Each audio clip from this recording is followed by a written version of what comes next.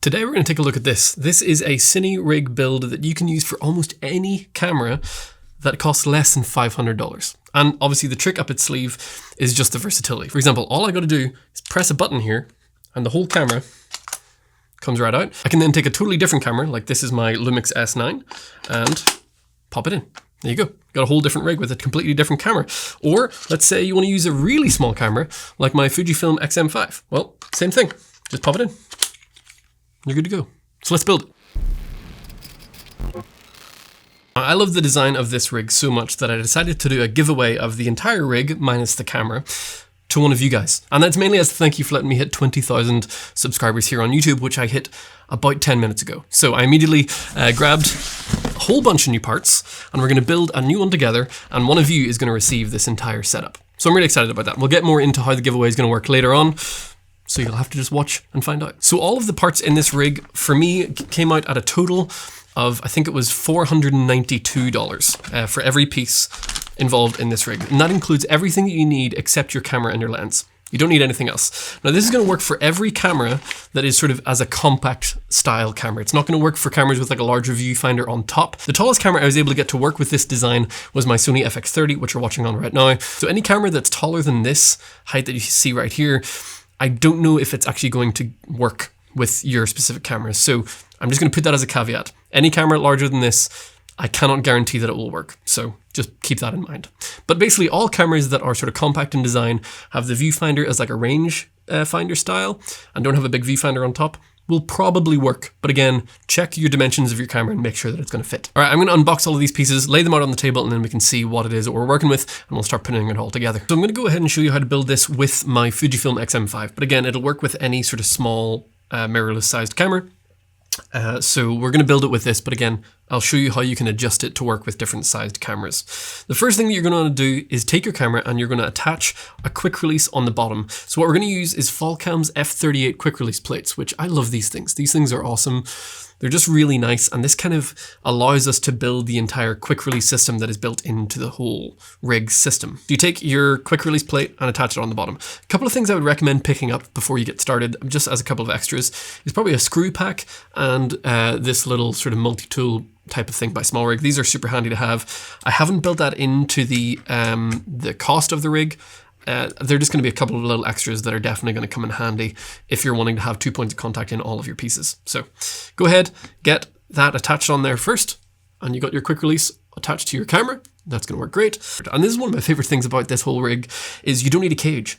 I'll talk a little bit more later if you're using larger lenses, but for the most part, you're not going to need a cage. There's only going to be 1 point of contact, but it works really well. So bear with me and we'll get there. So the base plate of the entire system is going to be one of these. You're going to pick up two of these. Ignore the fact that this one is all scuffed up. I've used this a lot in multiple different rigs. And you're going to attach your Falcam quick release plate on the bottom. So what we're going to do is just kind of line it up here. And you can see under there that these two holes here line up. So you're going to put two threads, one in here and one there, to hold this whole thing together. Now, one important thing to check is that the little button on your quick release, first off, you got to make sure it's straight. Currently mine is not, so I'll fix that here in a second. But you got to make sure that the quick release is on the right hand side, and these two little points here, these little stoppers, are at the back, so pointing this way, because the camera is going to slide in this direction. All right, so there's step one. That's what you're going to be looking at right there. Next, we're going to take one of these. So this is a little 2-pack of cheese plates that we're going to use to sort of make our bracket to hold the camera. There are two different ones. We're going to start with this one, the one with the little piece of rubber here on the back. That's quite important. And we're going to take two screws and we're going to attach it into the bottom of this plate right here. Okay, so two screws going into the bottom. And this is how the orientation is going to look. Okay, so you're going to want to use these through holes right here, go into two of these threaded inserts right there, pointing this direction. So it's going to sit like that. Okay, so we're going to go ahead and attach this bracket like this. So again, looking underneath here, you'll see we can line up all of these threads, and there's loads of places that you can attach those threads there. So just two screws, one in here, one in over here. And there you have that. So that is how that setup is going to look. You should be able to just check, make sure your camera still slots in there, and you're good. Just like that. So we're going to set this piece off to the side for now. And then what we're going to do is we're going to take these two other cheese plates, the last two that we have. This one has a weird thing kind of in the middle here. So we're just going to go ahead and remove this. We don't need this little piece here. Thankfully, it comes with an Allen wrench that allows us to remove those, or you can use the Allen wrench that is on your SmallRig multi-tool.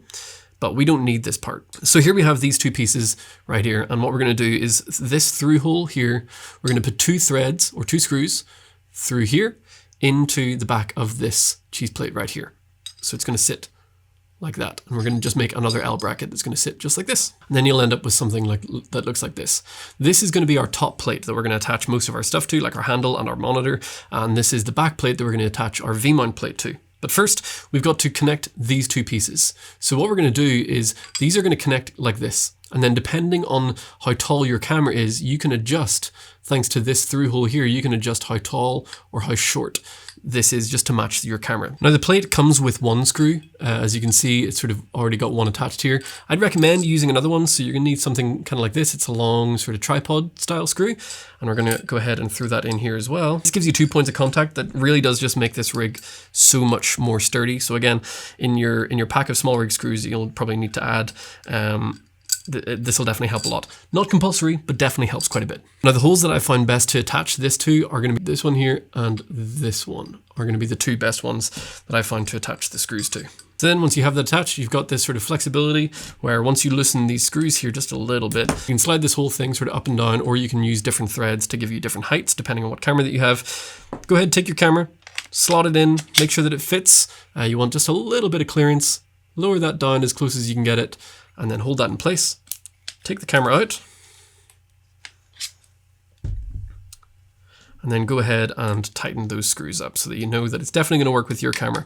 Again, it's going to take just a little bit of tinkering with the height and with whichever screws holes kind of work best on this plate to get that height exactly where you need it for your specific camera. So play around with it and do whatever you need to do to make it work with your camera. So, but there we go. We got that working here for the XM5. Now you can see there's a little bit of clearance there.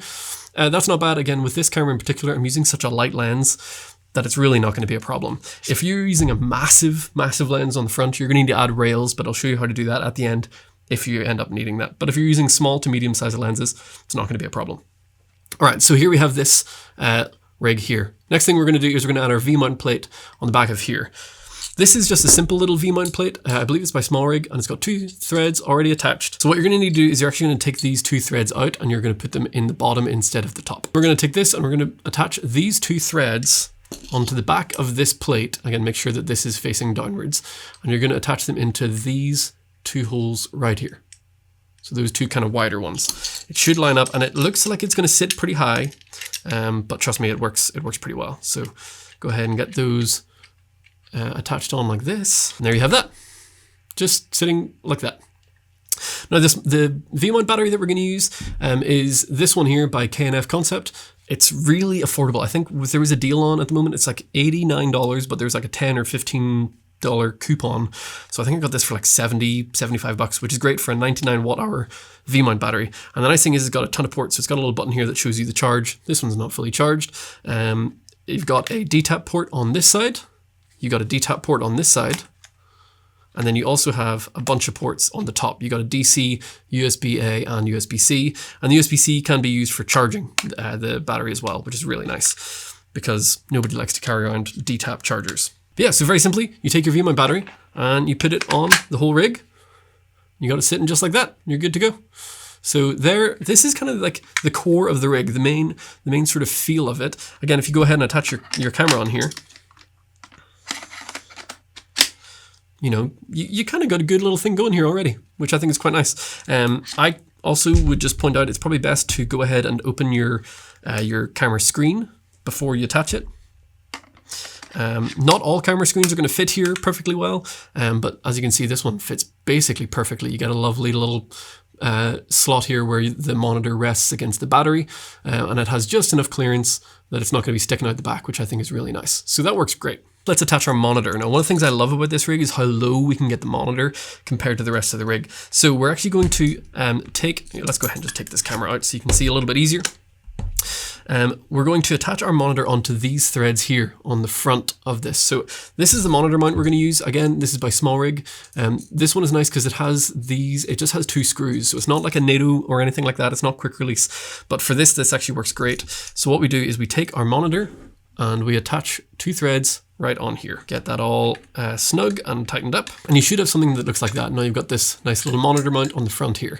And you got plenty of space up on top for our top handle. So we'll go ahead, attach our top handle. I really like this one. This one is by Nicey Rig, and it's very low profile, very slim, nice and sleek, and it looks really good. And again, we're just going to bolt it straight on to the cage. So you can move this back and forth depending on wherever you want it. I like to put it right up at the front. I think it balances the whole rig, best when you have it right there. Now this one specifically comes with its own screws that are a lot longer than most screws. So you're going to need to just make sure that you take these 2 big long screws like that, and it comes with its own Allen wrench, and then attach it straight onto the cage like this.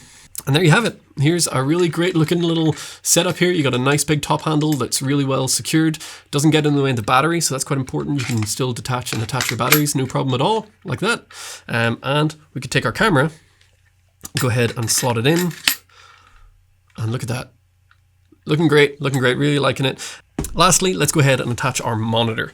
The monitor of choice here is by Cine, and it is the X5L. I've talked about this monitor a bunch, just because I think it's really simple. It's not the most feature-packed monitor of all, but it is really nice. And the only thing that I think it's missing is HDMI out. That's the only thing it doesn't have. It has an HDMI in, but it doesn't have HDMI out. But here we have this, and the thing I love about this is that there is no battery required on the back. It's got a built-in battery, which works great because I just have mine plugged into USB-C straight into the battery at all times, and then I don't need to worry about it because I hate having a giant bulky battery sitting out of the top. Even dummy batteries for NPF on the back of a monitor, you got this cables, all over the place. So this just works really well. Go ahead and attach this straight on here. Now you could save a little bit of money if you want to by not using this monitor mount, because the Cine does come with its own monitor mount, which is, it's not bad. It's a cold shoe mount, so you would need to just add a cold shoe or something onto the front of your handle, and then you can attach it there. But here we are. We got a pretty good looking rig already. And again, we don't need to be using this camera in particular. We could take our XM5 out, and then we can go ahead and take our Lumix S9 and throw it in here instead, just to show that it's nice and universal, and it looks great there. So really happy with that. Now the monitor does come with a bunch of stuff that I'm probably not going to use. It has a sun hood, which is nice, and then it also has a whole bunch of cables. Now we will be using these cables, but as you can see, it's got its own little monitor mount. We're just not going to use that one because I prefer the one that I picked up. It has micro HDMI to regular HDMI, and it also has a really long USB to USB-C cable, and then a full-size HDMI to full-size HDMI. So depending on what camera it is that you're using and what HDMI port that you have, you can use whichever one that is needed. And it also comes with this nice carrying case, so that's always nice to have. So for most of these compact cameras, you're probably going to be using the micro HDMI. So I'm going to go ahead and open that one up, and we will run our cables. A nice little addition that you could add are the Mondo ties. Those are just little sort of cable management clips. So for this one that I'm giving away, I'll throw in a couple of those. They're not necessary, but it does just keep your rig nice and neat and nice and organized. So let's go ahead and we'll plug in our HDMI cable. And that kind of looks like this. This is just a simple little Mondo tie. I'm going to attach one on the side here. I find this is kind of where it works best. It's sort of at the back here. We can go ahead and get that attached on to the rig. You kind of need to put it far enough back that it's not going to get in the way of any of your cameras. Now, another thing to point out is the clearance space on the back here.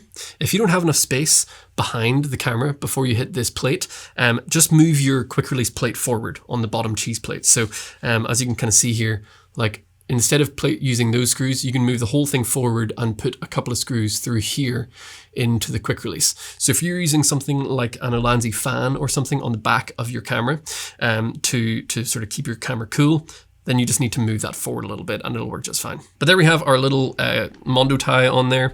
Take our HDMI cable, plug it into our monitor, then through our little Mondo tie, which keeps it nice and neat like that. And then for this camera and my Lumix, the HDMI port is over on this side.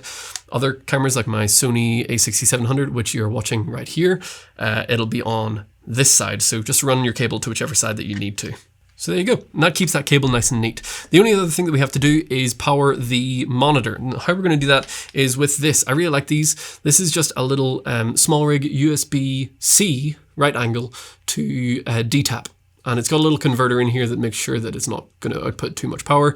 And it's just good for accessories. It's designed for their fizz system, like their follow focus system, but I find it works great for powering the monitor. So we'll just use one of the DTAP ports on the side here. Again, I'm just going to remove the camera here just so that you can see how I'm going to run this. One of the things I find works almost perfectly is this sort of block here fits perfectly in this little space. So depending on the size of the rig that you have, you can just kind of set that right in there and it sits nice and neat, which I think is great. It almost like clicks into place like that.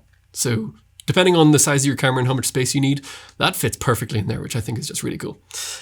So then we've got our USB-C coming out the other side, and we're just going to run that through the little cable management system. And then we'll plug it into the monitor. Trying to keep our cables nice and neat is always a challenge, but I'm going to just run it like that, and I think it looks just fine. So now, as you can see, we're getting some power coming from our V-mount battery to keep the monitor nice and charged. Go ahead, plug in our camera, stick the micro HDMI cable into the camera, and you're done.